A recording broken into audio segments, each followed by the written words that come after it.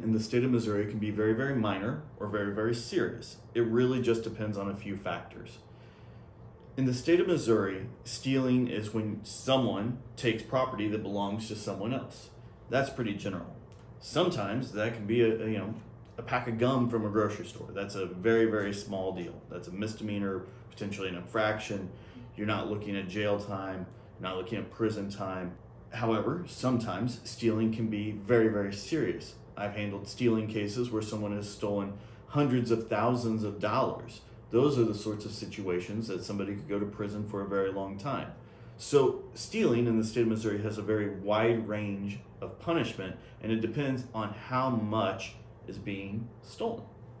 Stealing cases can be interesting in the sense that if somebody goes into a grocery store and steals a pack of gum, and they're convicted for that, and then they go back and they do that the next week, and the next week, and the next week, those really minor stealing cases can add up to be a felony case.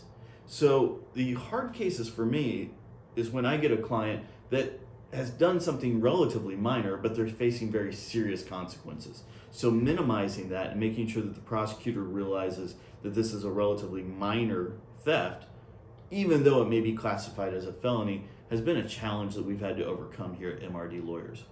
We've also had cases where someone is in a very bad spot. They work for a company, they take a little bit of money to try to cover a bill from the company. Okay, they rationalize that they're going to put it back. Now, finances get tied up, they can't put it back immediately, and they realize no one's caught them. So they do it again, and they do it again, and all of a sudden it becomes just a way to handle their financial situation. So when you have really good people, normal, everyday people that are in a tight financial situation, that all of a sudden have stolen potentially thousands of dollars, those are really challenging cases for us to defend because we know this is a good person that was in a bad situation. And what we have done is gone back and helped them get into a better spot and shown that to the prosecutor and gotten better deals as a result. But those cases are really challenging because you're dealing with people that have never been in the criminal justice system that are facing very serious consequences for something that they were there because of a bad situation. But those are the cases we like because we get to help them.